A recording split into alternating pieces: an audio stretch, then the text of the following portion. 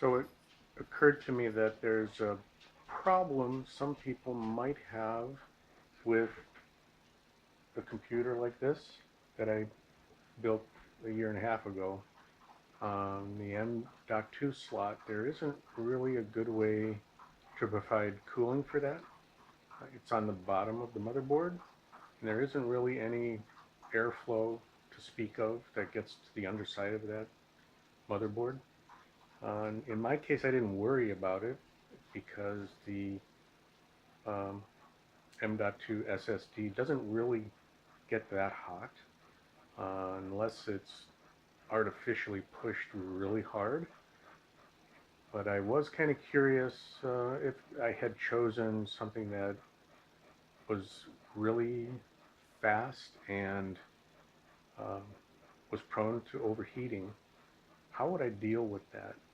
And maybe other people would find that useful to see my solution to it, as I haven't really seen any good solutions for this.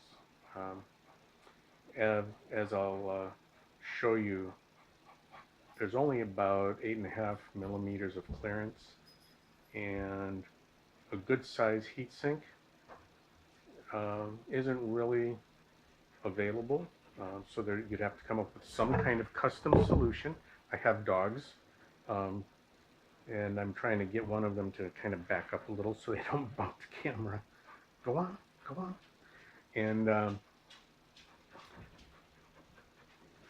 so you'd have to come up with a custom solution. Most heat sinks that are decent are 10 millimeters tall, and that wouldn't quite fit. And if you wanted like an active solution with a fan, that's going to be even more of a challenge, because then you'd have to maybe cut away the bottom of the case to provide some ventilation that the fan could pull from. So I'm going to show you the first part of my solution, where I bought a small heatsink just to help fill up that gap a little bit, and we'll see how that does. Okay, so here, like I was saying, the gap from the top of this SSD to the back cover, the bottom cover, is only about 8.5 millimeters, and I have bought from Amazon this little 3 millimeter tall heatsink that I'm going to put on there, and I'm going to go ahead and do that now and show it to you what it looks like when I'm done.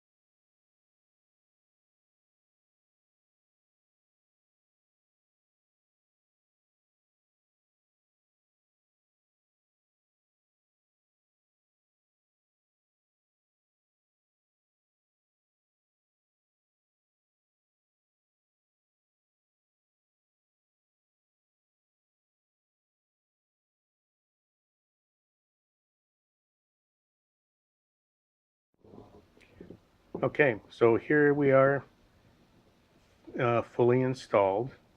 I didn't go through the whole assembly of this. There's plenty of places where you can see how these are done with the little rubber bands holding them in place.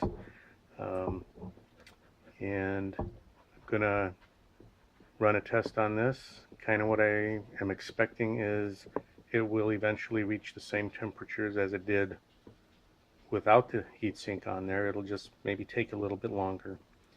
And I have another solution we'll talk about after running that test.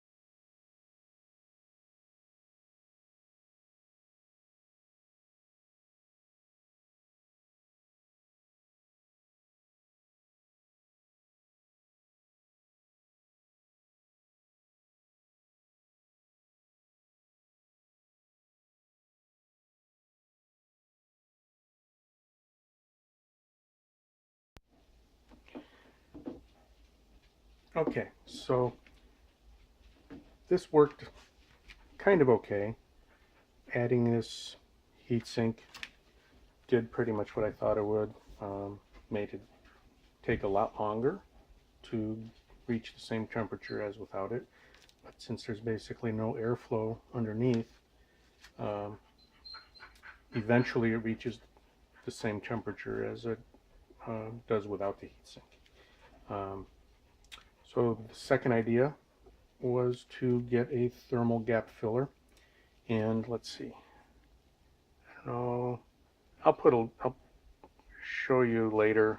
I don't know if that's in focus, but from DigiKey I bought these thermal pads, 45 millimeters by 25 millimeters, and they're 6 millimeters thick, which turned out to not be thick enough to fill the gap when there is no heatsink, but it turned out to be too thick when there is a heatsink.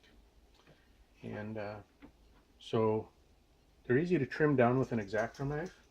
It's really tough to come up with the exact right thickness, but I trimmed one of them down, and if I put it on top of there, it just about perfectly, here let me kind of, I don't know if you can see this, but it kind of almost perfectly fills that gap. And you see how it kind of moves around? So it just fills that gap with the tiniest bit of pressure. But when it was 6 millimeters thick, it put so much pressure on there. These things are pretty dense and don't have much compliance. That I was afraid that it was going to just, over time, putting that much pressure on the module was going to be a bad thing. So I have this thing trimmed down, and I think I'm going to try to put, just because I have it laying around, some thermal compound on both sides of this thing. Probably doesn't make a big difference, but it might help a little bit. And I will get that put on there and we'll do some testing.